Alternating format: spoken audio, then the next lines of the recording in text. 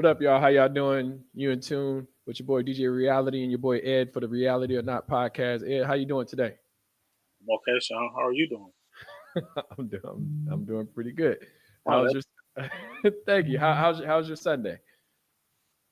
what's cool, man. Waiting for this Bills Lions game. Um, Okay, no doubt. What time the game come on? Is it a 4 or 7? 4:25. Oh, Would be okay. nice to get a nap in, but that won't happen. I'll probably get the nap in during the game. I'm sorry, man. I'm cock blocking on a nap with the podcast, but at Nah, least we get in good, quick. man. We good? I do other stuff anyway. I'm supposed to be wrapping gifts. That probably won't happen though. So Yeah, I gotta figure that shit out. I still got gifts to buy. So yeah, I got a handful. I'm about done. all right. Yeah, about done. Cool, cool. Well, let's jump into it. One of the things I want to talk about, we had mentioned before, and it was like a little group chat that was going around, or just a conversation that was happening around, the Nas and Jay Z beef. And the only reason I'm bringing it up is because, the whole Drake and Kendrick beef has kind of had people revisiting different beefs that's going on. So I kind of wanted to revisit this one because I still don't feel like you know. This person won or this person won. I actually had my preference at the time, and it's still there only because of what was said and how it was made within the song versus just potential, I guess, shit talking, whatever. So we could jump right into it. Jay Z, Nas, what's your take on the beef? Ed? Well, my take is I think Jay won. I think Takeover was Takeover was Takeover. It was one verse. I think he put a lot of facts at Nas. I think Nas came with Ether. I don't think Ether wasn't a bad song. I think we talked about it. I think in some ways I think the fans overhype it and make it overrated. Like one of the articles you shared with me before, in preparation for this, they said that Nas obliterated Jay. Mm-hmm. I don't know about obliterate. I mean, so then what did Jay do on Takeover? I think Takeover was the better song. I'm not saying Ether wasn't bad. I think Nas has some bars in there and everything, but I think like your Nas fans or even fans that just hate Jay Mm-hmm. just act like Ether was just one of the greatest diss songs ever. I don't know if it's even in my top five. I think the other thing, I think people look at Super Ugly. They say Jay was out of character. He kind of went off the rails a little bit, talking about the baby moms and all that, and condoms in the baby seat. Um, Mm-hmm. whatever. But then, I think people forget about that title track from Blueprint 2. To me, Mm-hmm. like, Blueprint 2 was, that was hard too. Like, I think people sleep on Blueprint 2, which to me is probably one of the last, like, songs in the battle that was dedicated. There were little jabs thrown here and there. Yeah, you missed Probably, it. Uchiwali, yo, is you one mic. TDJ. Like it has some, and this is the one thing a lot, was it one a lot of is people. You also say what? Shorty. He was like, "Is it Uchi Wally Wally? Is it Uchi Wally Wally or Shorty? Oh, you Oh, shorty, oh, you for ice. he's like, is it black girl lost or shorty owe you for ice? I've been real all my life. They confuse with conceit. Like you said, Mm-hmm. like he just opened it up, like how I brought the flutes in. Mm-hmm. He was like, I still write that song hard as hell when it come No, on. the song is dope, man, and I think it's okay. The one thing that was dope about the beef, if anything, it revitalized Nas' career. I Yeah, mean, Nas' career was, you know, uh, it nobody wasn't about it. flourishing at the time. It was at its lowest. With, I mean, he was starting, the trend back up when he dropped the Stillmatic freestyle, when he dropped everything. But it was kind of like you look at Nostradamus. Nobody wasn't really paying attention to Nas, and it was almost giving excuses like, well, he had to do this for whatever reason. And this always put it to like a certain artist that could do certain things, and I think Nas within his career kind of figured it out once he got to, I want to say Def Jam, but once he got to the Hip Hop Is Dead, okay, this is kind of like the career that I want to have versus like I don't know. Don't get me wrong. I mean, they're not bad albums, but I really didn't like Street Disciple or Godson. Like I think they had good songs on them, but I'm not going to put classic on everything. I mean, we had this conversation about Stillmatic. I mean, starting out from the beginning, them first 7, 8 songs was just heaters. It was just like good ass songs. But then you had the last 4 or 5 that were, in my opinion, just weren't that strong. And I do feel like when they gave Jay the 5 mic for Blueprint, it was almost required for them to give 5 mics for Stillmatic, even though it wasn't a 5 mic album. So, but yeah, and I was thinking back to it and like what triggered the beef you had. And they said like Myth Bleak said he wasn't really coming at Nas. I think it was a song. Is it What You Think of That? I can't. Got the gun to the side of your, huh? Got my mind right. Got my mind right. Yeah. And he thought that was towards him, and that kind of triggered the beef. And then you had after that, you had the Stillmatic track that I think it was like maybe 2 or 3 bars, maybe 4, that was kind of going at the Rockefeller crew, and then the rest was at Jay, which like I like that one more than I like Ether. Okay. And it's just things about Ether that I really didn't like, and part of it was it was the beat. I just didn't really like the beat. Thought the beat was kind of man, but then I thought that just shit talking, as we said before, like I'm not like you can talk shit about somebody all day, but when you say stuff like I'm trying to think of lines from Takeover. Um, shoot, trying to I think of think I think like I'll take over. Like I think like there was a meme that was out a few years ago where it said like takeover was facts and ether was just insults or and so I think like you look at takeover like for instance like when Jake goes into the album he's like you dropped 4 albums, 2 of them shits was due, one was I, the other was Illmatic. hmm Like nah, we talk about it was written. I think it was written was much better than yeah. hmm But for the sake of what Jay was doing to say you had did one hot album every 10 years, it was especially on the last 2. Like we kind of felt that way about I Am and Nostradamus. Like them, this one great, yeah, and so I think in some ways there's kind of facts steeped in like what like it was insults, but it was a mm little truth behind them. Like when he talked about how like he paid Searchlight Publishing, used Nas's mhm, voice on Dead Presidents. And then I think when you look at Ether, Ether was like then it was talking about you look like a camel. It was like mhm, you 36 and you doing Tybo. mhm. Like he said, Dick sucking lips, yeah, Cockefeller. he called him misogynistic, which was crazy because hip hop is just misogynistic. Like Nas, hey, you did you owe me. Mhm. You were misogynistic as well. Like, but like I think within Ether though, like I think one of my favorite bars off there was at the end where he was like, "Queens niggas run y'all, just ask Russell." Mhm. So that's like rooted in some facts or whatever. Um, there were a couple, but he didn't like couple. I think where his insults were rooted in facts, but a lot of it was just like the uh, playing the dozens almost. Like he's playing the Yeah. dozens. You Dame Diddy, you dumb Dame Dummy. Like it was just shit Yeah, talking. yeah. And then so it's like I think there was a line where he was like so he's like Rockefeller died of AIDS, and that's who y'all chose to name y'all label after. Like that's one of them facts. I like, okay, that's a fact.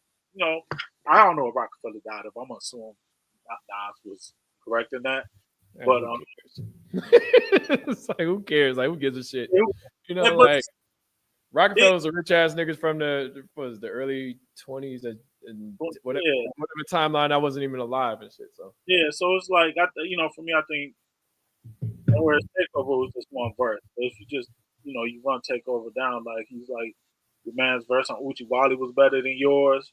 mhm. Horse did open up with a nice verse on Uchi Wally. That's the Um, one that most niggas remember from the Uchi Wally song. Honestly, yeah. um, So it's like I think like I think and I think we might have mentioned this like in our personal conversations, like with Jay. Man, Jay at the time was like probably like you could say the king of New York running hip hop. So it was just like some people just didn't like Jay, and Yeah, so then have Nas come along, and Nas is always like there's always hip hop has kind of pitted people against each other. You had Pac and Big, you had Nas and Jay, and people almost felt like you had to choose one, but you really didn't. But people yeah, made it's it stupid. It's had stupid. to. Like that whole New York shit of choosing crews or choosing who you fuck with. Like that's, in my opinion, that made New York be the not at the forefront of music anymore. You know Right, what I'm saying? Like if you look at it, like this goes to like where I was talking about with Cruz, like how Cruz essentially. I mean, you had Rockefeller, you had um, Rough Riders, you right, had, and then even moving forward, you had Dipset, you had State Property, you had all these different crews, and then some of them were going at each other, and then you had the South just doing their thing, just like fuck y'all niggas, like we dope. You know what I'm saying? We just gonna make music, and while y'all up here arguing and shit and battling, we out here just making good music and easier music to consume. exaggerating and all that. Mm-hmm. No, because I used to listen. I'll listen to music. I listen to music now differently than I listened to music then, and I think I still had an open ear for the music, but it comes a point in time where like I'm not trying to learn from music. You know what I'm saying? Like where niggas is just like over talking and this is like too many metaphors and similes and shit like that. It's almost very similar to what um what Dre said on what's the I think it's like number 14 and number 15 on the ATLians album where he was saying, we grew up off that booty shake and all that stuff. And he was like, well, this is what we know. This is the South. This is what y'all go get. Versus like, oh well, it has to be formed like this to be considered a great artist. It's Yeah, like, like you can make great music. And say I can listen to UGK just like I listen to, I don't know, Jay, or if I listen to Nas, I listen to Snoop, or I just like music for what it is. I'm not going to separate it based off of, and this is why I mentioned too that I listen to Snoop's Doggy Style just as much as I listen to Enter the Wu Tang. You know what I'm right. saying? Because they came out around the same time. You know what I'm saying? So it was just good music at the time. And even though it was, left music from the left and music from the right, it still was good music. Like, these niggas over here chopping swords and sampling karate sounds, and then you got uh this side over here that's sampling Parliament and then just making it dope and just laying that foundation for Snoop to have a career from Dre. Like I never separated to say, well, these are lyrics and these aren't lyrics. So Yeah, yeah. If it was dope music, it was dope music. Now, there's been times throughout my life, like I said, when I was younger, like I think high school, probably like eighth, ninth grade, up to like probably like 11th grade, I was probably more leaning towards West Coast. Like I was a big Pac fan. Then you had Death Row, so I was everything Death Row. I remember the College Boys. College Boys was my favorite group in like ninth grade for like two for real. months. Like, yeah, You had the College Boys tape, man. did. I did. I did. Somebody, yeah, I had the College Boys tape. Like, yeah, but nah, but even with that though, I would listen to some Tribe Called Quest. I would listen, Hmm. like, KRS was doing this thing at the time. Like, but then you get to like Enter the Wu Tang, you get the Biggie's Ready to Die, you get the Illmatic. Like, probably from like junior, senior year of high school to college, then I started leaning more heavily into the East Coast. Hmm. Still like I still rock with Scarface, still rock with Outkast, of course. With Mess with Ball and MJG.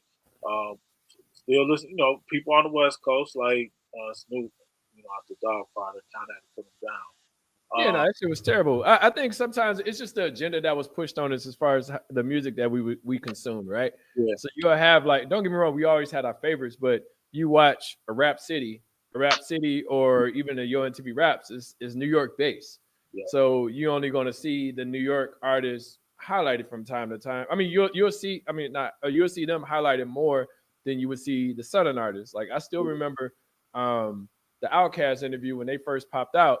and they interviewed him at the dungeon in Rico Wade's house. Like these niggas just like coming out the house, and they was talking about they was crawling through areas to record music and stuff like that. And they just came. I was like, that was from the ground up type of shit. And this was before Southern Playalistic even dropped.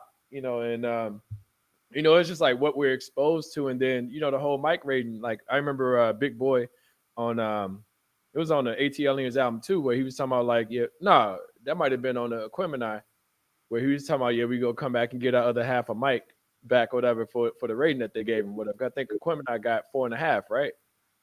Was it? I think was it Aquemini? What did Southern Playalistic get? Southern I think Playalistic. 4.5.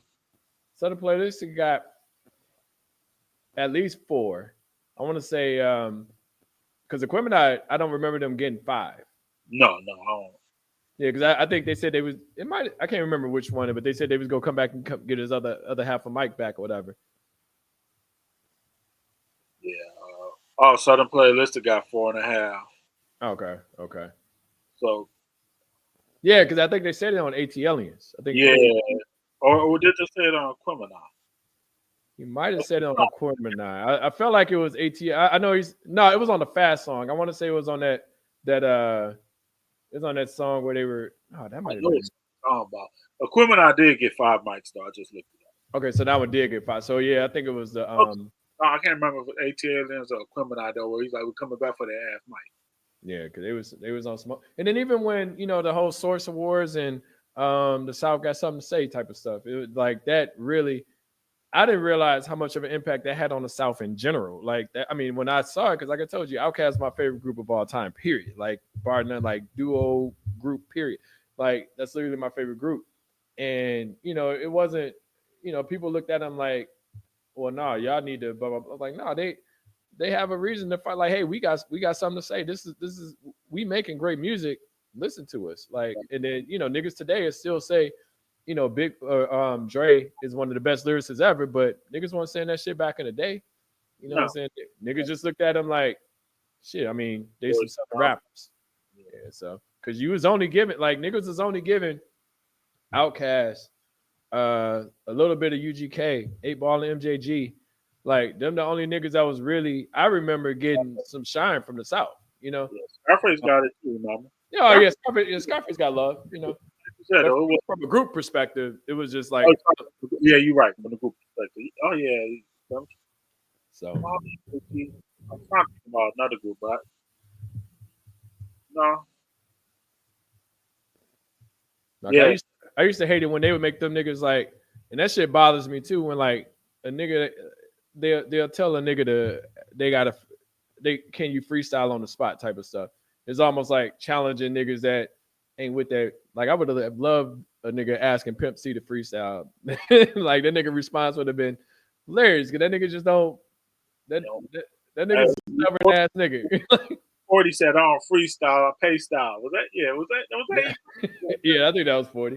That was people like Nas. Like I remember Nas got up on man, them New York rappers in all freestyle. Like what Nas? I think it was on Your TV Raps. He was like whatever verse he spit, it was like from Crab niggas. Yeah. Every nigga freestyle quote unquote verse I've heard from a New York East Coast rapper was from a song. Yeah. From a whole different song. I remember Funkmaster Flex dropped that, was it 60 minutes of something. Yeah. But all that shit was from other songs, whatever. Yeah. Even KRS, he was like, a freestyle is a rhyme that nobody has ever heard. Mm-hmm. Like he was saying, it could be written, but if you had never heard it, then it was a freestyle. So like even KRS was like redefining like what a freestyle was. But like I don't really believe like I don't think there's a lot of them that like older now being older. I don't think there's a lot of them that can really truly come off the top of their head. Like I think some might come around that like maybe they've been working on, but they've been working on it and they maybe incorporate some off the top of the head rhymes within it. But like it's probably a structure where they start off rhyming with something that like kind of what KRS said, like maybe it's not a song that we've heard, but maybe it's something that they've been working on, they've been writing. They made Outkast freestyle on the Rap City. That shit was a freestyle. They did. No, I'm saying like when Right.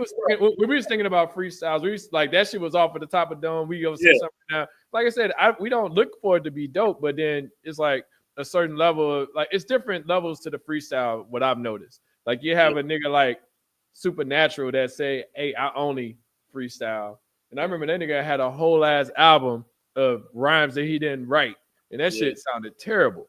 You know what I'm saying? I was like, I don't want to hear a nigga like I want to hear you prepare. Like I blame Jay-Z on this one. You know that whole one take Jay and shit like that. I'm like, nah, nigga. Some of y'all niggas need to write y'all shit. Like, y'all don't all need to just be doing it in one take. Y'all need to double down. Y'all need to do ad libs. Y'all need to make it where it makes sense because I think that's where the quality of lyrics start to go down. It's okay to have a notebook. Yeah, it's crazy that some people are talented to do it, others aren't. But I think Jay put a lot of pride in other people to try that method, and it wasn't all popping for all. So definitely. Yeah. So, but I'm gonna take this time. Oh no, you know what? Forget that. Before we jump to that, let me ask you this question: If you had a list, or if you could think of a list, what would be your top 5 diss records? I go probably No Vaseline will be in there. The Bitch and You by Common.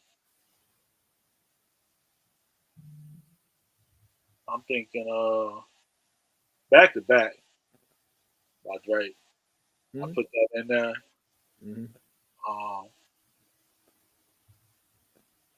gonna put Takeover in there. And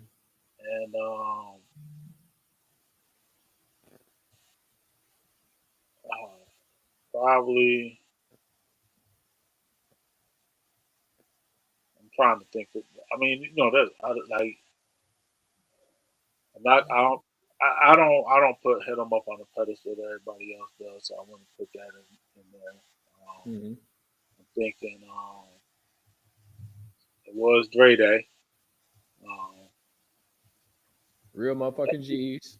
Yeah, that's why I was like, you got Dre Day, but then you turn around, you got Real motherfucking G's, which was hard. I thought Real motherfucking G's was not that it was a better song, but it hit differently. Yeah, they're easy.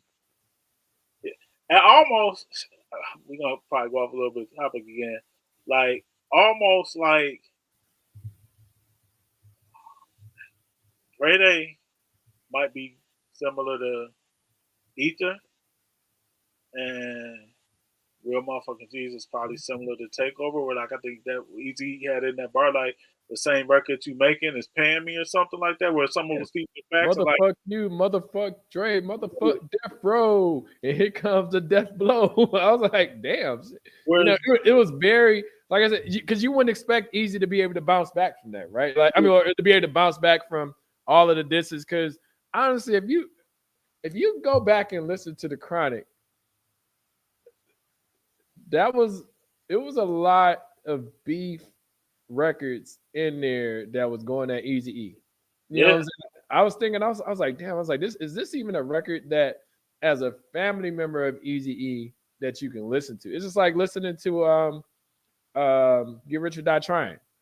I can't ever see Ja Rule just like, all right, the beef is over. Let me pop that in. It's like, cause you got songs like Back Down where you had like another one that could be in that top 5. Yeah, you got your boy in there talking about Jeffrey Atkins. Like it was some wild stuff going on that song, man. And that's one of them hard. Then you got You Not Like Me, Wankster. That's a hard record to digest within the beef, and that's a record that's highly regarded as one of the better records in rap history. Yeah. So, what's your top? If I had to do my top 5, that one's hard because one that I always feel like gets overlooked, and it's just a dope ass song to me because he went in real hard. Pause was Second Round Knockout. Damn. Yeah, that would have been in my file. Damn. Dude, second round knockout. Yeah.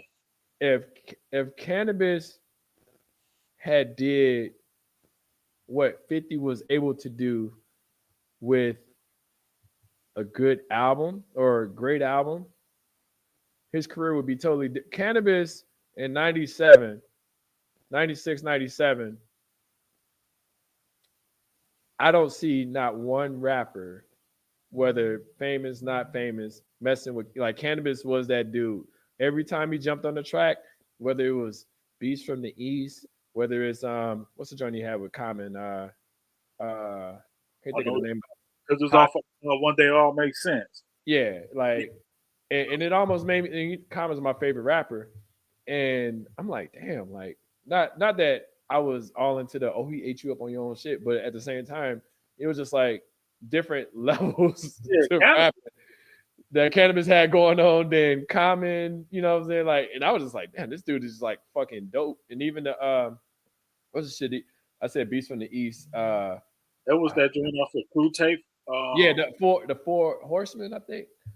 Yeah. It was I think that was one, but there was another one with Nori.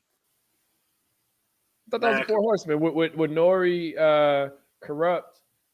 nah, that one was another one, but it was off of the first crew tape. Mm-hmm. Uh, man, because I'm gonna put it on the playlist. Oh, that's a. So we had talked about doing a pause line of the week. Speaking of, Fantastic Four. yeah, Fantastic Four. We had talked about doing a pause line of the week. Yeah. And since we brought this since we brought this record up as far as second round knockout, you ain't got the skills to eat a nigga's ass like me. It's like yeah, nigga. That I was like, I mean, but you know, back in the day, I mean, we knew what he was talking about, but you know, I Dre, mean, in hindsight. Dre had one too. Oh, Dre Day was hella pause. Yeah, like Dre Day, he was like with my nuts on your sack, nigga, while yeah. you on stage rapping at your whack ass concert. I'm gonna smack your ass from the backside, show how Snoop and Dre pull off that hoot ride. And you might not understand this, because I'm gonna rob you of Compton and blast you in Miami. like what? He's like that shit. What's your with my sack on your time? So yeah, that was the first line I said. The Snoop shit. But he said that shit to Luke said was something about the gap tooth, so my dick gotta fit. Yeah. Oh no. Got teeth in your mouth, so my dick's gotta fit. Yeah, nigga, it was some hella pause ass lines on there. Like, but shit. Cannabis was that clue tape era. Like, man, Cannabis usually like had like the last slot. I like went in like, cause like you said, it was the Beast from the East. He was last. This Fantastic Four, he was last. Like, no, like him and Common went back and forth on the bars. Like, Cannabis was, man. One day we might just one day I'm sure we'll talk about the most disappointing albums. Yeah, that look, Cannabis, and you know, it's always weird. Like we was talking beef, right? So like even the LL Cannabis beef, because you know the what's the song that he had with Ja Rule, We All Belong or Where We All Belong or something like that. That song was hard. That song was dope. You know what I'm saying? But that shit was like damn near 2 years after the beef. Right. I want to say that was like 99 or 2000, somewhere around there. Yeah. Yep. 99, 2000. Yeah, but I dropped that whack ass response on I can't Ill Bomb. Was it Ill Bomb? Yeah, Ill Bomb. They were doing the survival of the fittest, and they were giving the bonus. Yeah, and they were doing the bonus. This I forgot what album it came with, but I was like, man, I forgot what album it came with, but I was like, man, I don't care about the bonus disc because that song is whack as hell. Yeah, them niggas is giving mad promo shit. Yeah. At one point in time, the Survivor of the Fittest tour, right? At that time, yeah, it was just a lot of a bonus disc. They gave one with the Def Squad album.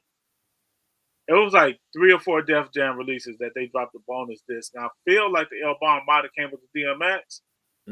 I wasn't feeling DMX at the time to buy the album. So I was like, I ain't buying it for the LL diss track. Yeah, Speaking of DMX, we had talked about this a little bit last time too, or we didn't really jump into it, but overrated albums.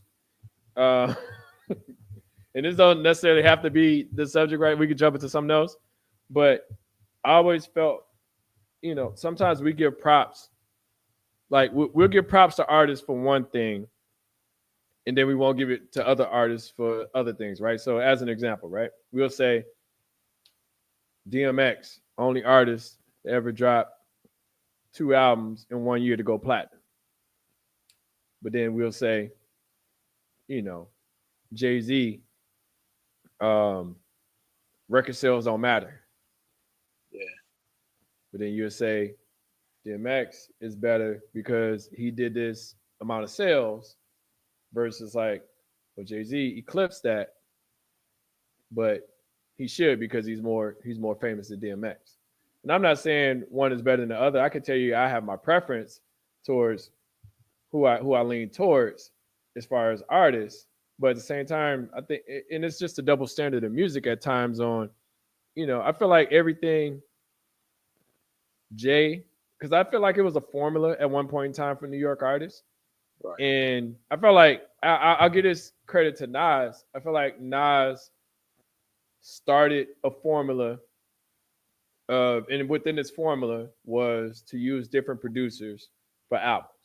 Because back then, it used to be the formula of everybody had the same producer throughout the album. Yeah, And you got Illmatic, which you got LES, you got yeah. Primo, you got Pete Rock. Large Professor, Um, you say who? Large Professor, Large Professor, Q-Tip. um, and Q-Tip. You know what I'm saying? So, it gave a diverse collection of music and production where Nas excelled over all their beats. Even though I didn't, like I told you, I still don't care for halftime. Halftime is just not a song I care for. I really don't care for One Time for Your Mind. And that's shit. 2 out of 9 of the songs on the album. You know what I'm saying? Because it was 9, and then what, the intro, right? I'm never want to. I don't want to be that dude that down talk somebody just because everybody bigs them up. But sometimes that could be exhausting when everybody says Illmatic is classic, and then the classic is tagged to the source rating. You know what I'm saying? Because what I saw within the source, I saw bias all the way through. Yeah, And within that bias, I was buying or consuming music based, like, if I saw an album get 3.5 in the source, I was go check it out. right. If I saw I was gonna get 4, I was buying it. Yeah, Like, no matter, like, it was just like it was literally the Bible at the time. right. But then when you had all of that stuff with Benzino and the RSO and all that stuff go down, and you started to see. And don't get me wrong, I mean, I fuck with P or Master P, pause, and just Southern artists in general. But you started to see who was putting money into advertising for the artist versus, like, what was appearing in the mag. And when you had that whole, what was that takeover when everybody left in the source? Can't remember when that was. That was in the mid to late '90s, right? When they all left, when they kept giving the Almighty RSO the higher rankings and stuff. You don't think Almighty RSO had a 4 mic album? So I want to say they gave them a 4.5 when I remember. He had a 4.5 mic album? I I listened.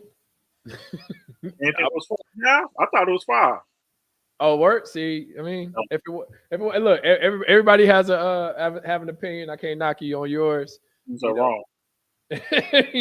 like, but I remember trying to listen to that shit. I remember, and this is like way past that, but I remember when Lil Kim got a 5 mic, and this had to been like 2002, 2003, somewhere around there, maybe even later than that.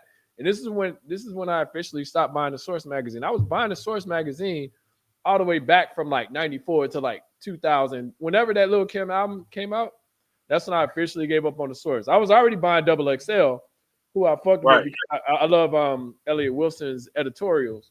But you put me onto that, which was dope. But all that being said, all that shit with just albums just getting crazy rankings was just throwing me off. I'm like, why? Like, I gave Lil Kim a chance just because I'm thinking even if they're nothing. What Benzino might have been fucking Lil Kim. Solid. You was like, if they gave it a five mic, you got to at least probably be a 3.5 or a 4 mic album. That's how I thought of it. You know, I was like, well, I'll take the chance. Like maybe their rankings is like fucked up, but Yeah. like you said, I mean, it's gonna be around a 4. It don't necessarily have to be, you know, a classic album. And I was like, an album doesn't have to be front to back. No. You know, classic, quote unquote. Like one of my favorite albums, and I think it got maybe about 2 or 3 missteps on it was Helter Skelter Nocturnal. Like nigga, that's one of my favorite albums, whatever. But you know, it's like 2 or 3 songs that I skip on there that I just don't fuck with. But the rest of that shit hit. Yeah. You know. But yeah, so I said cannabis, bitching you definitely. Um, so that's 2. I would say takeover. I'm not putting ether in it, but I put ether around like 6 or 7. I don't think ether. I think, as I was mentioning before, ether had its impact.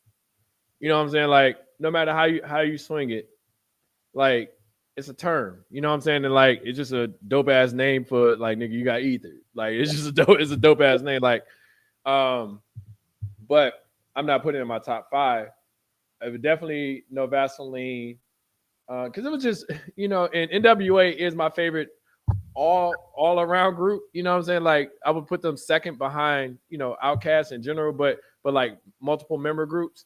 Then I'll put Wu Tang after that. But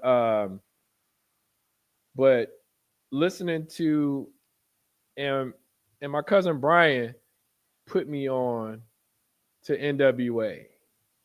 And you know, we would watch Rap City, you know, as we was younger and stuff like that. Right. And but he was really he was into him. And then when I listened to him, I really took in. I'm like, damn, these are like it was. I don't think that they get enough credit that they deserve because I feel like they impacted music to have people. It was like them. It's like Luke. It's like Too Short that said, "Fuck it, shit. We gonna talk about the shit that we see." You know what I'm saying? Or even if it like it didn't necessarily, you know, have to be. Nigga, I was used to fairy tales and shit like that was happening within music, and these niggas come up talking about, you know, here's a little something about a nigga like me. Never should have been let out the penitentiary. Ice Cube would like to say that I'm a crazy motherfucker from around the way. Since I was a youth, I smoked weed out. Nah, I'm the motherfucker that you read about taking a life or two. That's what the hell I do. You don't like how I'm living? Well, fuck you. This is a game. You know, it was like it was an energy behind it that, you know, NWA brought gangster rap to the masses. Like I know people talk about like Schoolie D was doing it, Ice T was doing it, which they were, but like NWA, like as far as like bringing it to like the national, like the mainstream, that like NWA like has to probably be considered one of the most influential groups of all time in hip hop, if not the most influential, because man, you they like nobody was like rhyming like that, like the profanity, the like you said, it's kind of like fairy tale rhymes. It was like people kind of talking about how like maybe they were the best MC and all of that, like that. Like Run DMC might tell you about their Adidas or something like that, but NWA was telling you about Compton and Mhm. like gang life and all of that over there. And like you, man, if you can say like there's so many things we wouldn't see in hip hop if it wasn't for NWA. Like maybe somebody else might have came along and done it, but give credit to the ones who did it. You got Cube, you got Dre, Easy. and you got Ren and Yella in there. Like DOC came. You just look at the branch. DOC came off of that branch. Death Row came off that branch with Snoop, Dog Pound. Um, Eminem. yeah, Eminem, 50 Cent. Mm-hmm. Like, does 50 Cent blow like he does? Like, Anderson Pack. You know, yeah, Tupac. Kendrick. Yeah, Kendrick. Do you get Tupac before Tupac got the association with Death Row? I mean, he was my favorite rapper, but like, I mean, you had like Me Against the World, strictly for my niggas Tupac now. Like, they weren't like when you talk about Pac albums, it's usually Me Against the World and not Me Against the World gets brought up, but All Eyes on Me and the Machiavelli album are the ones that get a lot of credit. Like a lot of people remember Pac more for the, well, I'll say casual Pac fans remember him more from the Death Row era. Death Row, which is what, like, Which is crazy to me, bro. Like it's crazy. Like, and my bad friend, brother. It's just crazy for me just to think, like, for Tupac, he's mainly associated to Death Row, and he wasn't on Death Row no more than 10 months. right. I mean, he got out in November. I felt like the nigga went straight to the studio or something.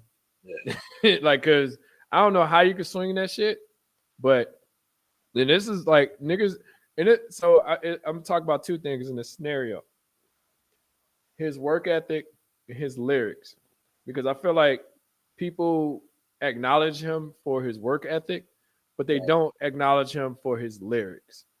And this is what I mentioned before, like the metaphors and similes on who's a better artist, and you have to rap this way in order to be a dope MC. It's like, nah, nigga, like I don't want to hear overcomplicated rap schemes to be able to be convinced that it's dope music. You know what I'm saying? I ain't got to necessarily shake my ass to it all the time either. But you know what I'm saying? I listen to music for the vibes and the energy. And Right. I feel like Tupac understood how to make music all over the place. Like whether he's making a song that's sentimental or he's making a party vibe song or he's making a song that, where he's rapping with some of the best artists, whether it's Method Man, Redman, or stuff like that. It's just like people don't respect how dope Pac was. And I say this about Biggie too, but like how much he was able to accomplish within that within his lifespan. Like Pac, then he died with 25. Right. You know what I'm saying? I think Big died at 24. It's like, and just to think that I think because Big died in May or March, and his birthday is in May. I think May 24th, somewhere around there anyway. But all the men said the stuff that they was able to accomplish at such a young age is crazy. You talking Pac with the movie, and I'm not going to equate it to just because they had or Pac was able to do so much that what am I trying to say? I'm trying to like just because he was able to do these things doesn't mean that he wasn't great at them. A lot of people look at it as well, he was just hurrying up and doing a song. He was just hurrying up and recording the movie. It's like, no, Pac was good at those things. Right. Yeah. And he doesn't get acknowledged for being great. It's like, well, he was a good rapper. It's like, no, Pac was a lyricist. What it takes to be a lyricist is to make me pay attention to you. You know what I'm saying? I listen to Pac, and whenever like this is where we had talked about Hit 'Em Up. I think Hit 'Em Up is a potent, dope as this. Even though I'm on you can't play both sides, but yeah, I was like I'm a Biggie fan and I'm a Pac fan. Like the only thing that only thing I have against Hit 'Em Up is the extra niggas on the song. Like I didn't really care to hear the Outlaws. That was me. Yeah. Like that. Yeah, like that's literally what takes that from not being, as impactful. But if you take if you take the Outlaws off of there, and you still have Pac with, I think Pac did the 16. Then I want to say he did 8 after that, or maybe 4 after that. And then at the end of that song, how he, fuck Bad Boy, fuck what do you say? Fuck Bad Boy is a staff record label. And out of the motherfucking crew. And if you ain't down with Bad Boy, fuck you too. Chino XL, fuck you too. All you motherfuckers, fuck you too. Motherfuckers die slow. I make sure my fofo blow. Make sure all y'all kids don't grow. You motherfuckers can't beat us to see us. We West Side riders, West Side till we die. I told you motherfuckers, we bombing you motherfuckers. You motherfuckers think you mob, nigga. We the motherfucking mob. You know, it's just like, it was an energy behind it. I'm like, even though, you know, I'm for big at the same time, I'm like, oh God, like this is getting scary, you know. like he's mad, you know. And then nigga, I still remember grabbing that tape from you, for you at Warehouse Records, because I couldn't, because they didn't have the CD Maxi single. I was like, hey, they got this Pac disc. If you want it, I mail it to you and shit. But nigga, that was some of the craziest shit, you know. And I do feel like we was talking about this the last pod, but Not Like Us reminds me of not necessarily that energy, but it's one of those, like, it's a song that you can't escape. It's just it's a good, like, besides the pedophile shit, like, it's just one of those songs you listen to, you like damn, like, I mean, because I like Drake, I like Kendrick, you know what I'm saying, but it's one of those songs you listen to, you be like, damn, like, I be in the gym, it's on my workout list, you know. It's like same with shit, Back to Back is on my workout list, you know what I'm saying. So I'm like, you know, it's just some songs that it's hard to escape. That just became bops. Like, you could let them go in the club. Like, you ain't really gonna let Takeover Ether go off in the club. Like, not hit them up necessarily either, but like, Not Like Us is like, I remember that, I think it was the Joe Budden podcast talking, man, we can't wait till marching band season come. And I was like, damn, you're right. That shit, them horns. Those are on the beat, ho. Bops. Like, it's funny to me. Like, I think probably out of that Kendrick Drake beef, and like they dropped like 800 songs, so I don't remember all of them. But like, I think the one that put, like, to me, for Hit 'Em Up was just instead of where, like, well, I'm not saying that shit right, but that shit, yeah, like that shit was just. And I think about Meet the Grams, where Kendrick was just saying some stuff. Like, I think Kendrick had a bar there where he was like telling his, like, I think once he talking to Drake's mom, and he said, like, you know, something he said something about, like, no, I think he's talking about to Drake's child, talking about, like, you know, your mama had a, man, whatever.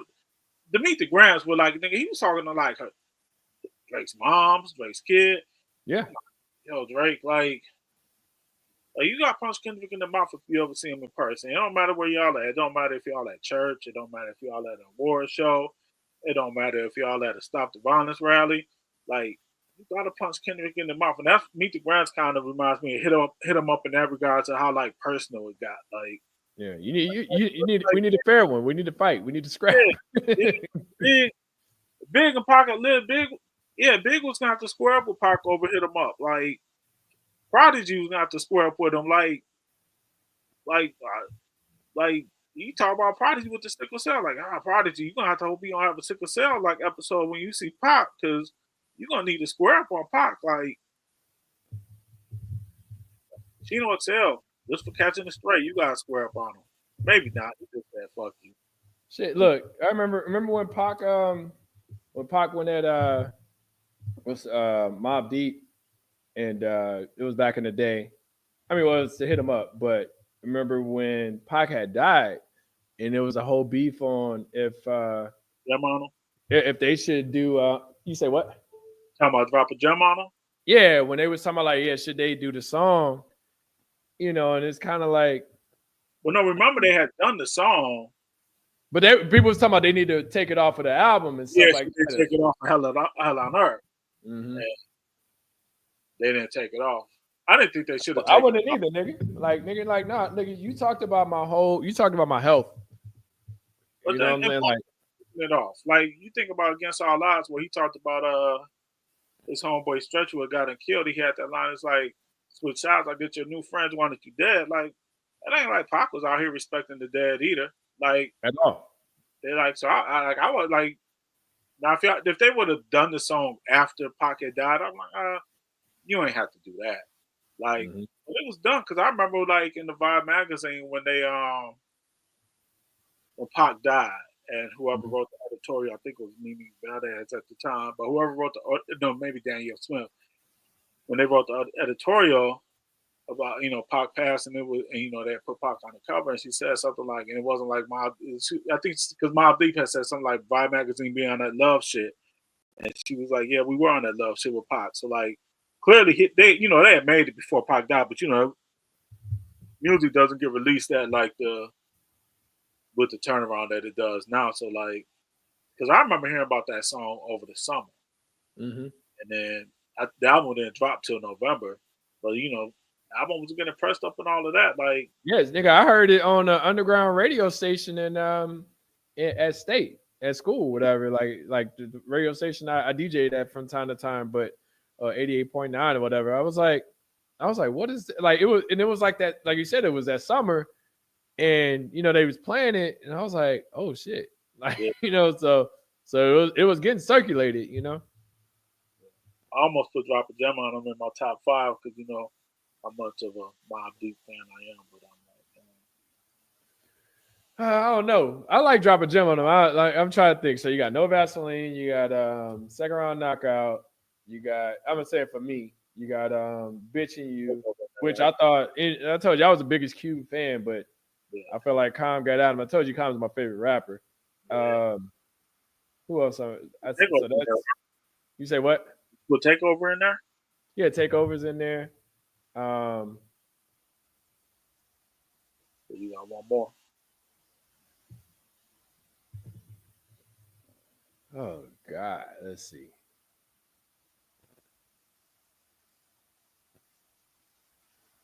I want to not put Ether in there, but Ether might be in there. I said No Vaseline.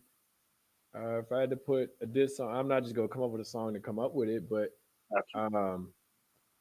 trying to think of all the diss records that hit. Um,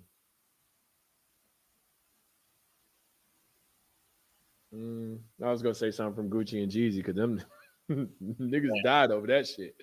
Um, hmm. Because while I like Back Down, I don't know if Back Down is top five. It's funny, but I don't know if it's the top five. Back Down was crazy. Yeah, Back Down was, woo. Back Down was like, because that was an era, bro. Like I fuck with Ja and I fuck with 50. A lot of people like Vinny Vetti Vecchi is one of my favorite albums from him. I oh thought it was dope. I thought it was lyrically there, and it's a whole pivot from where he ended up turning out to be. yeah, But it was still. I mean, I was hoping for a the Murdergram with him, Jay, and DMX. I was hoping for them to have a whole album together, the Murder Inc. project. And then I man. saw a video. You say what? No, what I said about that first Ja album, man, I tell people, man, because I wasn't like after that, I just wasn't really a big fan of Ja, just because I wasn't really a big fan of the style, the singing and Mm-hmm. all that. Like I just wasn't a big fan of it. But I was like, man, Ja gave us the street record. He gave us the grimy record. He maybe Yep. went gold. He started singing in the rain with Mary J. And singing with Lil Mo. He went multi platinum. I ain't mad at him. Like Well, you one point in time, Ja was selling more records than Jay Z. yeah, like I mean, look, your bank account look a lot better than mine. Like don't listen to the guy who don't make records. Like look, if you can sing in the rain with Mary J and go multi platinum versus like making a song with Memphis Bleak, Mm-hmm. like only go gold. Hey, leave Bleak behind. Jay got him. Like just rock with Mary. So I wasn't mad at him for it. Like I wasn't a fan necessarily of this style, but now it's fun older. Like you said, older. I go back and you listen to stuff. You like, shit. All right, I see why y'all was rocking with this back in the day. Like, Yeah. oh, like if I were to go to a '90s night or early 2000s night, they put on where would I be without my baby? I'm like, oh shit, they go that job. Nigga, Like, all the joints with Ashanti was bops. I don't yeah, care like what you say, like always on time. Uh You got the song with he had the song with What's love? Jennifer No, Lopez.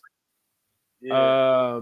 You know, I mean, he had some like you couldn't deny it, Mm-hmm. like how good the music was. It was just, you know, when the niggas start singing, it kind of just took me away. Like, and people will say, well, 50 singing too. I was like, nah, like I see that more so just riding the beat and rocking with the melody versus like that nigga like hitting chords and shit like that. You know, Yeah, like, you know. yeah, But like really, yeah. It was a switch up of his style, but pretty much. But I mean, no, I mean, look, hey, get the money. Like, I mean, I fucked with the songs. Whatever to be without my baby. You know, like they weren't like bad songs, but it was just, you know, beefing. Like, I feel like 50 changed that whole energy behind fucking with Ja.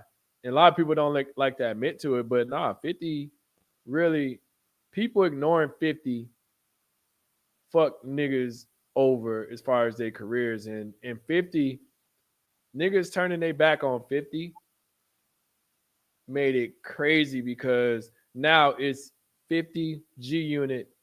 It's almost like the whole Detroit versus everybody. It's like G Unit versus everybody. Like, and that's kind of in. I've seen interviews with what's my man for Hot 97? I can't think of his name right now. The main he used to be the program director, but now he's a host. talking about Ebro. Yeah, Ebro. Yeah, and Ebro was saying how 50 ruined New York hip hop. And, you know, 50 was like, nah, like I literally came in the way I came in. You know, I didn't come in and everybody was supporting him. Nobody was fucking with 50. Like I remember, dog, I remember all the articles. I got like Source and Double X, and that's what I give props to Double XL because they was really supporting 50 at the time, even before he had a deal. Like I remember he met with Death Row. I remember he was meeting with all these labels trying to, you know, get the deal off. And then the connection between Eminem and Dre happened, and shit when that cover happened, oh my god, like it was a whole like I can't remember in 2003 nobody not listening to 50. Like you can say whatever about 50, but niggas was fucking with 50 whether you like Ja or not. Like niggas was listening to that nigga. Oh, and it back to the original thing, right? So I was trying to think of something that instead of Ether, but I wouldn't put Hit 'em Up. I wouldn't put Ether above Hit 'em Up. You know, so I would definitely have Hit 'em Up still in there just because of the impact I got of that song. I was just trying to think of a song at the time, but Hit 'em Up was one of those like I would like to say Long Kiss Goodnight, but you know, niggas won't say that that's a diss record. That's just, you know, Biggie being Biggie, but I yeah. mean, I make your mouth peace, so beast like Della Reese. When I release, you lose teeth like little C's. Nigga, please, blood floods your dungarees. And that's just the half of my war path. Laugh now, cry later. I rhyme greater than your average player hater. The spectators buy your CD twice. They see me in the streets, they be like, yo, he nice, but that's on the low dough. These cats with no dough. You know, like it was like that song was, and initially it was kind of weird because I remember, you know, the whole uh Raekwon album saying Biggie bit off about like you know it goes talking about he bit off of the CD cover and shit, and then you know RZA producing that shit, and then you know and even Method Man being on the first album, you know what I'm saying, it's kind of like you know I was trying to figure out the energy between like what was going on between Wu Tang and Biggie, but when I heard like Long Kiss Goodnight, I was and you know that was like number 10 on the second disc and shit. You know what I'm saying? Like it took a minute to get there because you was listening to all the other shit. And it was just like the lyrics because he did that and this goes back to New York rappers doing freestyles that turned out the verses. But I mean that nigga did that verse on what's the 92.3 the beat out in LA. He did that verse with Lil C's. He did the Long Kiss Goodnight know what you're verse. talking.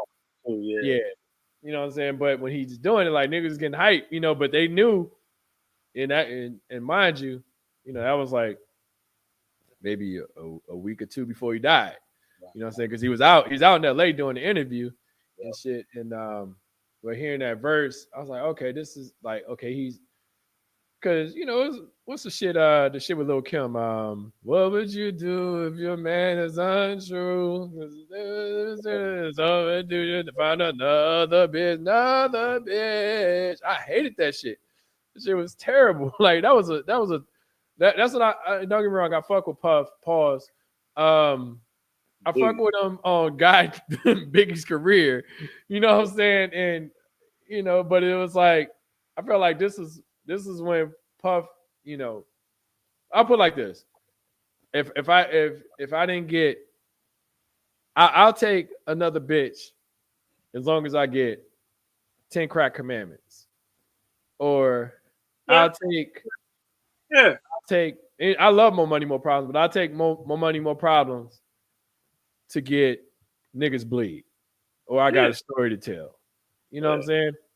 So, and I think sometimes like Puff, all that and we can talk about that for a quick second. I know we getting that time, but with Puff, all of the shit that's going down with him, we're not really I don't know, man. Sometimes us as fans are just looking at it from the outside looking in. We don't pay attention to all of the details and stuff like that. Like the shit that happened between him and what's her name? Cassie. You know what I'm saying? Like that's fucked up. You know what I'm saying? Like fucking somebody up, kicking him, doing all the shit that he was doing within the hallway. But for the stuff that he's being prosecuted over, it has zero to do with that. But people are taking that and saying, well, since he did that, he must have did this. You know what I'm saying? And you got no Diddy, you got all this shit happening. I mean, I'm still gonna stick with pause and stuff like that. I don't know if we can politically say the other phrase, but we could stick with pause and but we have it like just saying no Diddy is just crazy to me. It's like damn, like that nigga did like just because they find 1,000 Baby. uh baby oil bottles and shit. Like, hey, look, freaky niggas do freaky things. You know Yeah, what I'm saying? Like, look, I'm not in nobody's bedroom. You know what I'm saying? Except my own. You know what I'm saying? So look, if that's what Puffy owns, shit. I don't know if I need 1,000 bottles of baby oil and yeah, shit, but yeah. shit, I mean, if they coming through the crib like that, shit, maybe you do need them. I don't, shit, I don't know. So Yeah, with Puff, I don't really, man, because you know how I am now. I don't follow things too closely anymore. mm, So, like, a lot of things, I hear the commentary about Puff, like some, like, the thing about between him and Meek Mill, I'm just here for the jokes of it. Like, I like the yeah, little weird I'm for looks. memes. Give me memes all day. Like, I'm just here for the jokes, but, like, I don't, like, now the whooping Cassie's ass in the hotel room, that is definitely a crime. But, like, man, it's the other stuff that, like, hey, look, man, if he was doing stuff with baby oil, like, look, man, honestly, I don't care if he was tongue kissing Meek in the mouth. That's between him and me. Like, it ain't no crime. It I mean, ain't. you know, Yeah, if you want to suck a dick, you can suck a dick. It's shit. If you want to suck a titty, you can suck a titty. Shit, make your yeah, own decision. Shit, fuck it. yeah. So, like, I'm like, I ain't, you know, to me, like, man, Puff hasn't done anything so horrendous that, like, I ain't listening to Bad Boy no more. But you know, but to they each their own. If you take offense to, like, look, if you needed some baby oil to do something with your baby one day, and like you went to the store and they got there and they said we didn't have any, and you found out it was because Puff had bought it all and your baby developed a rash, so now you don't want to listen to Bad Boy anymore. Look, I get it. I get it. Baby rash, Puff, all Puff came in here and brought up all the fucking olive oil and shit. It's like that. shit. So Like, nigga, why the get fuck it. you buy olive oil? I'm like, shit, nigga, maybe the nigga got a new freaking kick going on, Yeah. nigga. Like, So if if that's why you mad about the baby oil, like, look, I get it. You don't want to listen to Bad Boy no more. I get it. I mean, Mhm. I'm still gonna listen to Bad Boy though. Like, you know, it might be a couple Puff songs that still get into the playlist. Like, they're not gonna make, like, if they don't get in the playlist, it's not gonna be because Puff bought all the baby oil or he was rubbing on Meek's booty. Like, it just, well, it won't get in the playlist because it didn't make the cut. But What about Kales? I was trying not to touch that one. Look, I'll jump into it first. The thing about Kales was crazy, man. It's like I said, you know what? I was like, I had a song. I was like, cause that nigga, literally, I was in some chat, and within that chat, I was saying how nigga ain't nobody like R. Kelly. I don't care how you swing it. That nigga is literally the greatest artist I've I've witnessed. And that's including Michael Jackson, that's including Prince, that's including James Brown, that's including Chris Brown. any I put it on Breezy, you know what I'm saying? But like cause Chris is dope as fuck, but you know, Chris still dealing with the shit with the motherfucking with the fuck like dog, Chris is what was gonna be our equivalent to what Michael Jackson, you know, from the standpoint, I look at Chris like you look at everything that happened. You say what? If Chris Brown wasn't in a social media era where like everything he did, like even aside from the Rihanna stuff, even post Rihanna, like it just seems like he's toxic as hell and dealing with women. So Mhm. that kind of like follows him. Mhm. But if you just had Chris Brown focusing on, like, if the only focus was on him as an entertainer and not all the, and some of Chris Brown brings on himself when he gets into social media, like gets out there and on the internet saying dumb shit or doing stupid stuff. So like he doesn't necessarily help it. But if he had grown up, like if Chris Brown had the era that like he if it was just about being an artist and the music, you're right. Like he probably would have. We probably be putting him up there with like a Michael Jackson or R. Kelly and all that. But it's just the fact that like now we in that era where like people don't judge you on more than just like your music or your whatever. If you're act, they judge you more on what you're doing for entertainment. Like the personal stuff comes in, and some of it follows. Us as the public is you know holding that in high regard now, but some of it falls on the artist too. Where like someone just don't know how to shut the fuck up. Yeah. I think Chris Brown is one of those. Listen, I'll say this about Chris, and this is one thing that I've always had something. Even though I think he's still, I mean, I still listen to his music. Just saw him in concert not that long ago. I felt like Chris hit that fork in the road when the whole Rihanna thing was happening, and when he hit that fork in the road, the nigga didn't go the direction. It's almost like R. Kelly, right? And Yeah. I'll say it for R. Kelly, and I'll say it for Chris. R. Kelly, this is why I got like this is my whole beef with R. Kelly in the point.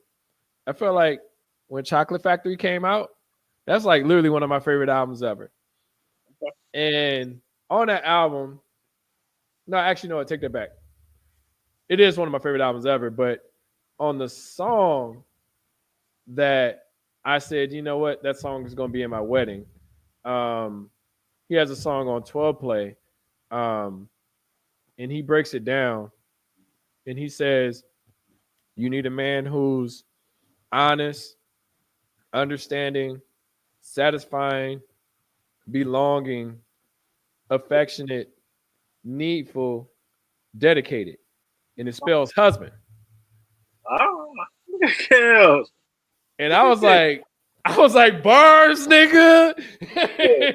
but I was like, that song is gonna be I think it's girl you need. Let's see. I could because I ain't the singer and shit, but girl, I'll be right there when you need me. Call me. All you have to do is just call and I'll be there for you. Yeah. Was that That the was first or the second yeah, 12 play? the first play. I know what you talk. It might be Call Me. Yeah, but I think it's like number 7 and number 8. But if you go back and listen to that, because niggas say, "Oh, I love the 12 Play album." And I think I consider it a classic album. But I mean, a nigga got a song on there called "Girl I Like to Crouch on You." Yep. I think that's number 5 and number 6. Number 6. You know what I'm saying? Like, and I was like, ugh, you know what I'm saying, nigga? Like, what was I think we was what 12th grade? 11, no, that might have been 10th grade. 10th grade, 11, 93 or 94. But all that being said, I feel like R. Kelly after the first court case and all that shit, I was like, okay, cool. He made Chocolate Factory. And this is dog, my thought process kind of aligns to the Boondocks episode. You know what I'm saying? It's like, like take his camera away from him. Have him stop doing, like Huey was on some shit. But at the same time, I felt like that was his room to grow. So even if you look at the timeline after that, right? And this is what I'm leading to the Chris Brown shit. But you look at the timeline after Chocolate Factory. After Chocolate Factory, he had the double album. It was a church album and a gospel album. Happy People. Yeah, happy people / something. Happy People was the lead single off of it. But I was like, okay, he's growing up. And then he dropped TP3 after that. I was like, all right, okay, Trapped in the Closets, because they had like 5 of the Trapped in the Closets on there. But it was creative, you know what I'm saying? It was fun. You know what I'm saying? But like, and I still own Trapped in the Closets 1 through 22 on DVD somewhere. I saw that shit like the other day. I was going through my shit. But when that nigga, and don't get me wrong, shit, I'm 47. That nigga's 43 at the time. That nigga had a song, and this is when I was kind of done with him. He had a song called "I'm a Flirt." I was like, all right, nigga, damn, like leave that shit alone. Like just write for these niggas and like you backslide and you starting to head back down that crazy path. You know what I'm saying, at the time. And I like, and don't get me wrong, he had some songs that I like after that. But that was probably like the TP3 was the last album that I remember directly buying from him or whatever. So, but then to Chris Brown. When Chris Brown, the whole Rihanna shit happened, like that nigga had the song. Goodness, before the shit happened, he had the double mint commercial. I forgot about that. Yeah. Which was a bop. Like they ended up using it for The Office and everything, which is even dope as fuck too. But when the Rihanna shit happened, after that, the nigga came out with Transform You with Lil Wayne. And I was like, this shit is terrible. Like, you going this way, nigga. Like, fuck Lil Wayne. Like, nigga, go this way. Like, and that's where I kind of like, and don't get me wrong, I fucked with the Fame album. But like I felt like he was starting to, I don't know, he was ladies howling. I don't know if you hear it or not, but she's in heat. Huh? She's in heat. You gonna go get her a little siren? Nigga, she ain't in heat, nigga. She's just being extra because of siren going by. But all that man said, when he did Transform You, I was like, all right, this go be his downslide. But then he started coming back up and started still doing shit and was killing it, but he literally chose the Bobby Brown route instead of like the more accepted route within culture. Yeah. So that nigga still, like, I was looking at an article yesterday and it was a Johannesburg article and it was saying how, because he's there today, and they was talking about like people shouldn't go to his show because of his past abusive relationships. I'm like, God damn, like this nigga still catching flack from that shit from like years ago and shit. Like, damn. Yeah. I feel like the Rihanna thing to me, like if he was still like whooping on chicks like that, then yeah, we bring it up. But like I think, if he did whatever he should have done, like if he got counseling, whatever he needed to do, like you can't keep coming back to hold people, like especially if they grow from it in that way. Like, and I don't follow Chris Brown too closely. I know there's some toxic things he appears to do, but he also appears to be with toxic women. Like, but I don't hear about Chris Brown just whooping on women either.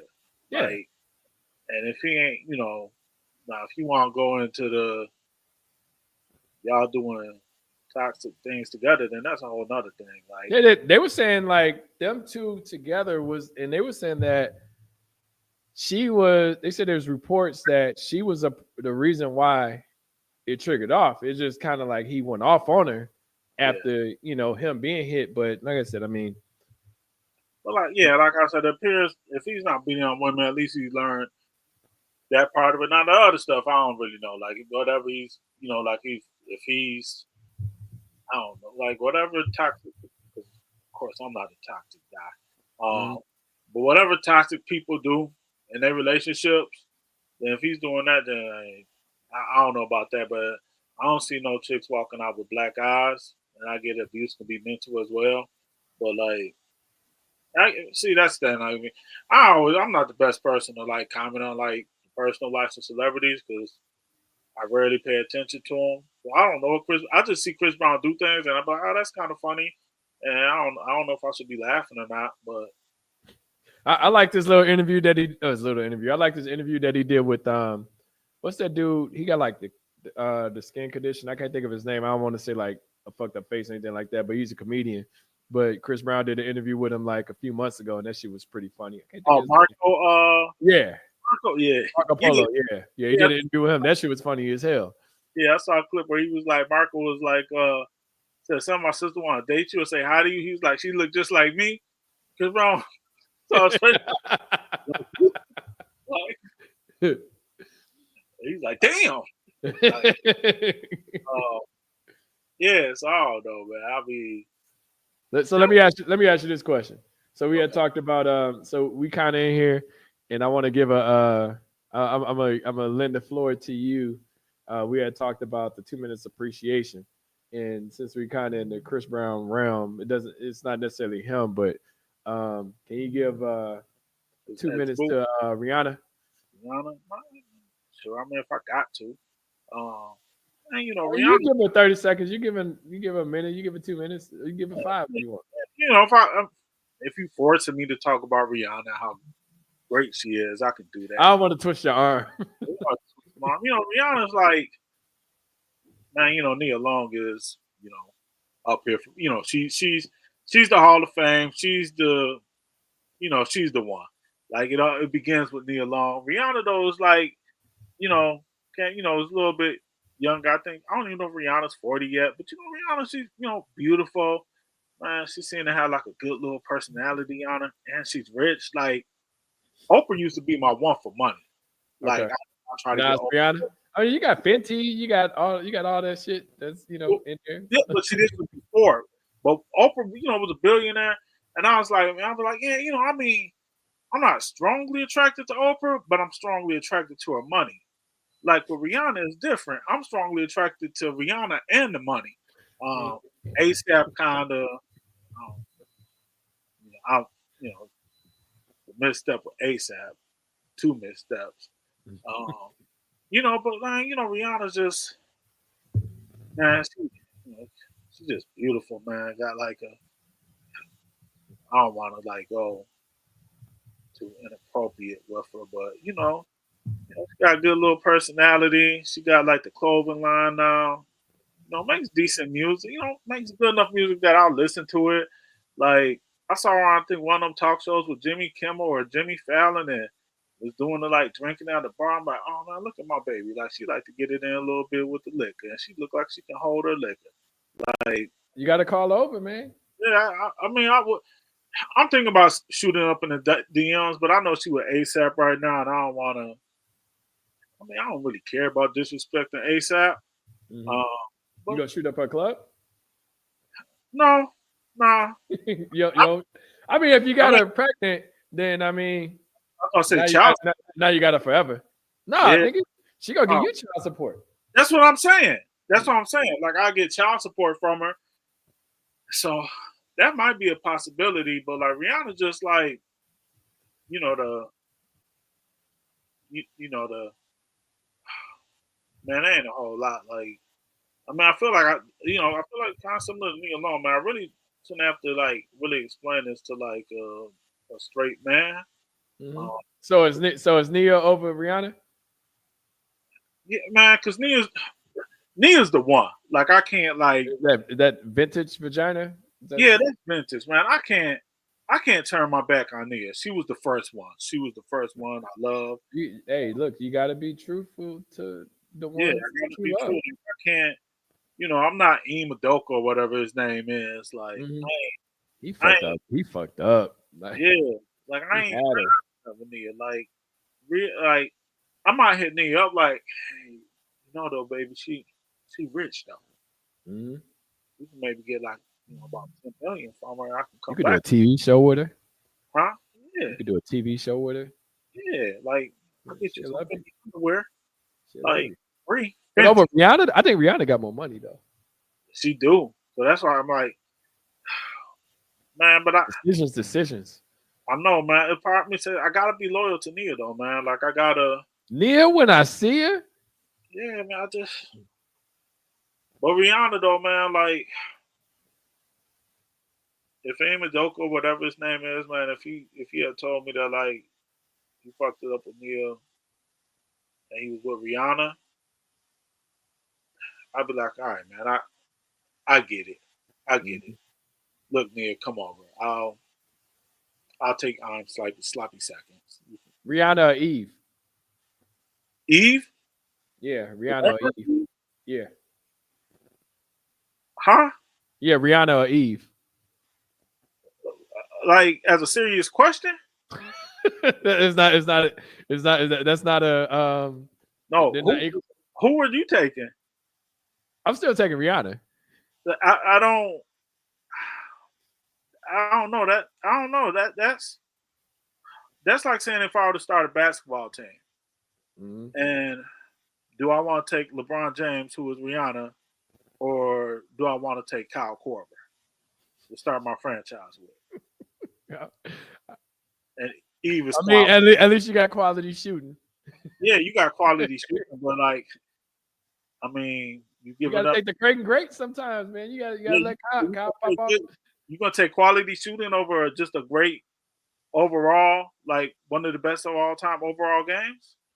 Okay, so Eva Missy. We go back to the Ghostface, the Supreme Clientele. I think that was a comparison that he did. Eva Missy. Even Messi. Which Missy? You said I which ain't Missy? gonna lie, man. I'm a big guy, so I like a big girl. Give Mm-hmm. me Missy. Okay, you gonna take me? Okay, who else? He said, I forgot who he compared Bahamadia against. It might be whoever. But I gotta see. I got what about Remy or the boxing chick that Papoose dealing with right now? I'm going with Remy, dog. I've seen a couple like that. I Remy guess she missed. fine, yo. Yeah, Remy, like He wilding talking about that nigga like to have his legs behind his head and shit and getting his ass ate out. That's crazy. Remy looked like she would put a nigga's legs behind their heads too. And at least I know Remy though, man. Like, This is what we used to do in prison.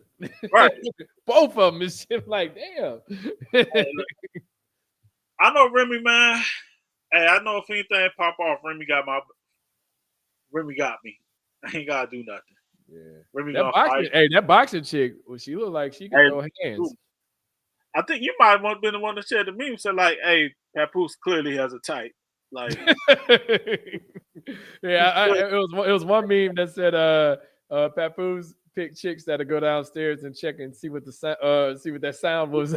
but now Remy ain't bad looking. Like, I've never paid attention to the boxing chick for real, but like, I know because she's from Flint, right? Is she Yeah. from Flint? Yeah, Mm-hmm. Yeah, like, she's from Michigan. Mm-hmm. but then like I've over this past week with the everything that's popped up, I'm like, all right, nah, Papoose, I take Remy. Like, yeah, like Remy, yeah, Remy just Remy, Remy, Remy, Remy, I saw Remy and I think it was like Fab. He had some little hold down like some horse shit that I don't know, just some random shit New York niggas be doing apparently. But I'm like, damn, she's still fine, you know. yeah, she thick. Like Remy, like yeah. So, well, who you? I guess you got Remy or Eve. So somehow we I'm put taking Eve. Remy. Yeah, I'm taking Remy. But I'll say this: I remember seeing Eve. I don't know, remember that little video of her and Stevie J.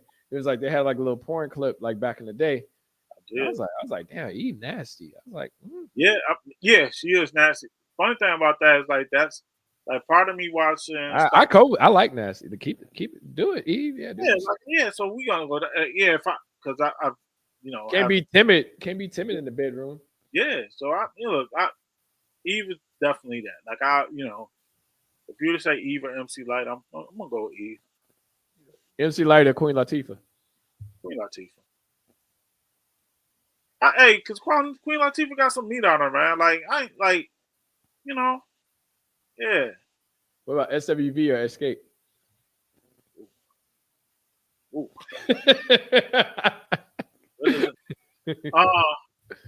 Wow, the mic didn't pick that. Whoo. Oh, SWV, man, because you got Tiny like that. I mean, SWV.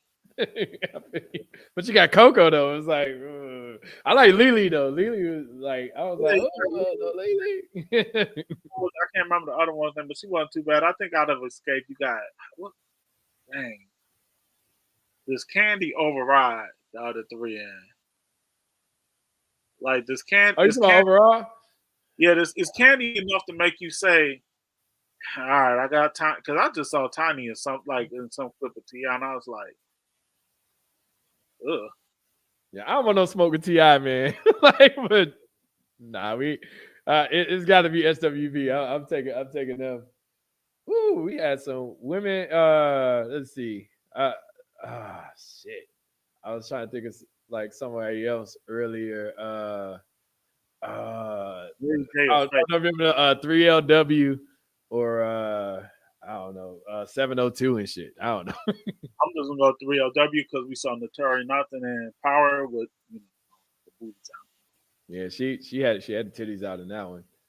Yeah, what that was about kind of weird too. Why was she throwing? Why was she showing? Like, why was she jacking off? Or what was 50 Son name? When she's in the back of the limo?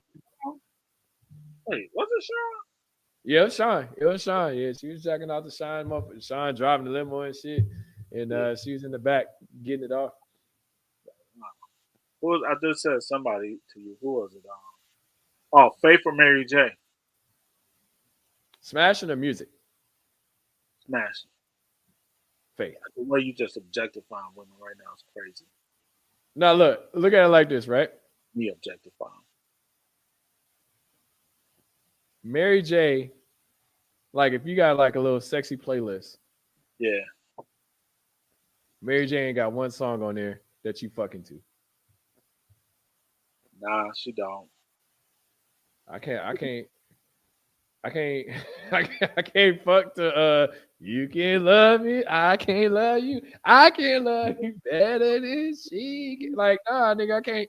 Like, I feel like Mary J would come around me, and Mary J is like the sister or the aunt that I don't know, just keep picking the wrong dudes or something. I don't know. Like Faith seems like she might pick the wrong dudes, but I feel like Faith would get down with the get down though. I feel like even weird shit, but like her fucking with Stevie J and shit like that, even after Biggie, which is kind of weird. But Faith or Kim? Lil Kim? Yeah. Faith or Lil Kim then? In 96? Yeah. 96, I'm taking Kim. Faith or Lil Kim now. Nigga, that ain't even a question, nigga. Like, it's definitely Faith, but shit. Look, Faith in motherfucking 2000. I remember it was an article. It might have been an article or an interview where Lil Kim talking about it just been, I think it was just reported, but Lil Kim had to get her stomach pumped, like with nut, like getting that shit out of her stomach and shit. Like back in the day. And I'm like, God damn, how many dicks you sucking to have to get your stomach pumped? But I still remember that shit. And I'm like, damn, nigga, you can't be sucking that many dicks. Like, you gotta let that shit go. If it's like if it's more than one, nigga, like what the fuck?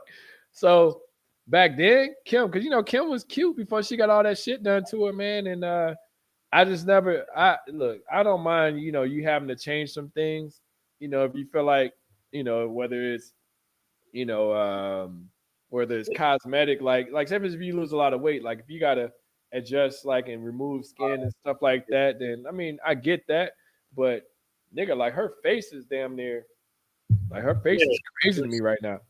yeah. So wait, so Kim or Foxy?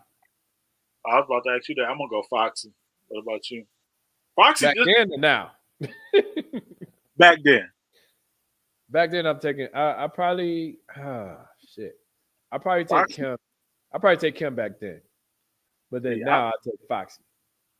see. I think Foxy had the better body. Foxy just, you know, that just I'm dark. scared to take Foxy back then because you don't know how that bit like niggas trying to say Jay was fucking with her.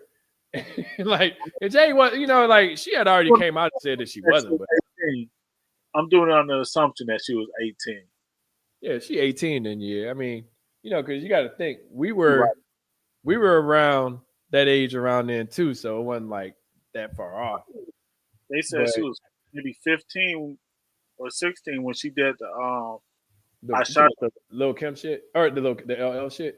Yeah, and Yeah, that was 95, was it? that was not 95, Around 90. maybe 96. Yeah, But when she recorded it was probably like when she was 16. So when the video and shit came out seven, because she didn't drop.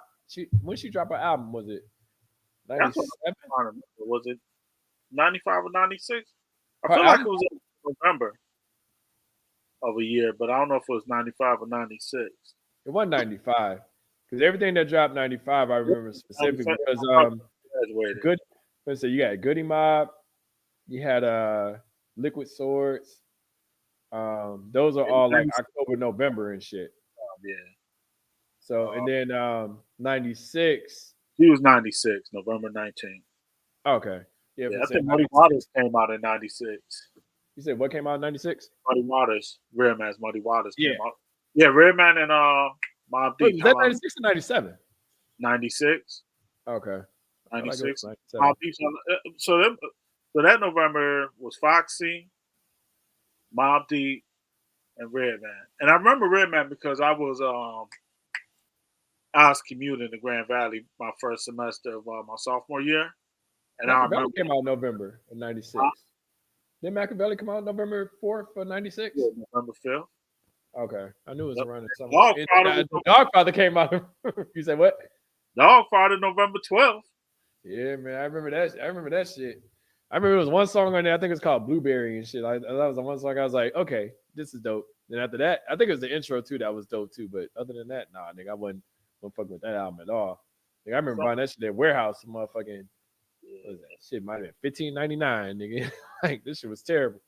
Somebody tried to get me to buy it off of them. I'm like, nah, homie, I can't correct your mistake for you. I took that was when not warehouse, but Tower Records. That's why I don't fuck with them niggas on that shit. And we could talk about that on the next pod. But I remember like niggas be talking about like um CD costs and stuff like that. Nigga, like these niggas is raping us on CD costs, like back then. Nigga, I remember going to Believe in Music. Nigga, I remember buying CDs for like $16.99 the day that Yep. they came out. I remember buying American KKK's Most Wanted, Spice One for $18.01. And I remember buying the Red Man, because I think they came out around the same week or whatever. But Okay. I bought the Red Man Dares the Dark Side for $16.99. You know what I'm saying? And and nigga, like, if I get that shit from motherfucking Napster or whatever, then fuck it. I mean, don't get me wrong, I was still buying CDs. I think we came up in a time that made it like we was able to listen to it earlier and then decide if we wanted to buy it or not, which Yeah. made it dope in itself. So like I was able to listen to the Chronic 2001 or Volume 3 Right. uh, from Napster and then being able to go ahead and buy it when the album came out too. You know what I'm saying? Because honestly, we got kind of hit. And they say, and this is where like Nas and all that shit, and it kind of reverted back to the original conversation. Like when they said Nostradamus got hit with bootlegging, it was like Volume 3 got hit with bootlegging. You know what I'm saying? It was like other albums that got hit with bootlegging, but they still came out and was able to be successful because we had what was the shit what was it? the the lost tapes. So and it was saying how, I mean, because you look at what Nostradamus was supposed to be, you had like a whole not necessarily Nostradamus, but I would say I am. It's that I am got hit with heavy bootlegging, but you know I am I thought was still a decent album, but I thought Nostradamus Nostradamus. just that shit was terrible. Yeah. Because Family and Project Windows off that joint. mm-hmm, Family just Prodigy. Man, it was probably like sometime last year. I finally listened to Family past Prodigy's mm-hmm. first verse. I was like, oh shit, this record overall wasn't bad. For Mm-hmm. years, I was listening to Prodigy's verse. But yeah, Nostradamus was horrible. I remember listening to Nostradamus, and I remember thinking, "Damn, not even Primo can save this." Like, cause like Nas will have a Primo track on every album, Yeah, and that Primo track would be where the lyrics stood out. Like like it was a perfect palette for Nas's flow. yeah, And that was the one time I listened to Nas and was like, "Damn, like this ain't even hidden over a Primo beat." It wasn't even like it just like the beat was there, but it just the lyrics, the lyrics weren't focused enough for me. Like you listen to it's certain songs that you can listen to Nas and like I said, you go back and forth. What's the song that he had on or the album with I Am? He had to join You Won't See Me Tonight with Aaliyah. You know what I'm saying? I thought the song was terrible. You know what I'm saying? But then I hear other songs like New York State of Mind Part 2. And I'm like, okay, this nigga's still sweet. You know what yeah, I'm saying? Or I hear like Nas is like, I'm like, okay, this nigga's still sweet. And like I said, Undying Love is literally my favorite Nas yeah, story that I've ever heard from him. You know what I'm saying? I was on that album. yeah. So when you see that it's still there, you still fuck with him. But I didn't see none of that there with Nostradamus. Yeah. No, not at all. Yeah. Nothing. Not even Dr. Mock Boots. Yep. Yeah, and I try, and that's the thing. Like sometimes as fans, you want to like it as Yeah, much as you can, just because that's who you. And this isn't a Nas hating chat. It's just sometimes your favorite artists don't give you what you want to hear from them. I'll say that happens from Jay. That yeah. happened with Common for me. It Temptation. happened with Outkast. Hell, Outkast, the dopest album cover them niggas got is probably their worst album. Franconia. Yeah, it's like that's the dopest album cover. Like I got shirts with the Stake on Your cover and all that stuff. Dopest cover I've seen in their weakest album. Yeah. You know what the weakest song is from like artists that we consider the greatest of Mm-hmm. all time. I know we got wrap up soon, but one, artists that we probably making in a top 5 or top 10. The worst song ever among those type of artists, What's that? Temptations by Tupac. I hate Temptations. I hate Temptations. So come on. As soon as it come on, I'm like, oh God, here we go. I feel like that song drops probably at least a half mic, if not a full mic, off of Me Against the World for me. I hate Mhm. that song so much. Yeah, that song is a terrible. Like as soon as it come on, Nah, and the video is cool too. Like if you go back and watch the video is actually cool with all of the features, and I didn't realize the whole backstory behind all of the features in the video. But I was watching the video and I'm like, damn, like this is cool. Whatever. Because I was watching a interview with what's the comedian from New Jersey? Nigga got big lips and shit. Pause. What's the nigga name? Shit. He had How to Be a Player. Oh, Bill Bellamy. Yeah, Bill Bellamy and shit. And Oh, he was he got he got big huh? lips. I never noticed he had big lips. But go ahead. Oh, Go ahead. yeah, Go ahead. That's fine. You noticed. Go ahead. it's cool that I noticed this Yeah. shit. Okay. But he was talking about like kind of the backstory, how like when Pac, he was locked up and he was asking everybody to jump in this video for him because he couldn't be in the video and shit. And I went back and watched it because you had Jada Pinkett, him, No, Trent, not Salt. Coolio, huh? Salt from Salt and Pepper. Yeah, so I was in there too. Yeah, but I'm talking about Jada in there. It was a lot of people in that video. Wait, hold on. Was Salt or Pepper? I thought Pepper. I thought it was Salt, the light skinned one. I thought she Salt. was in the bed. Yeah, Salt was in it. Yeah, yeah. You know, Will Smith was in there. In the Jada scene, he was there in the corner crying. that, oh, That's where it all began. that's where it started. A lifetime of custom. Hell no. Well, cool. Well, we'll jump off. We got some more topics. One thing I do want to jump on, and then we can allude to this on the next podcast, is that want to talk about side nigga songs, and we've been talking about this. We was gonna do it last pod. We gonna do it this pod. We gonna do it on the next one. We ran over a little bit, but at the same time, that's gonna be one of the main topics, and then we gonna talk about everything else.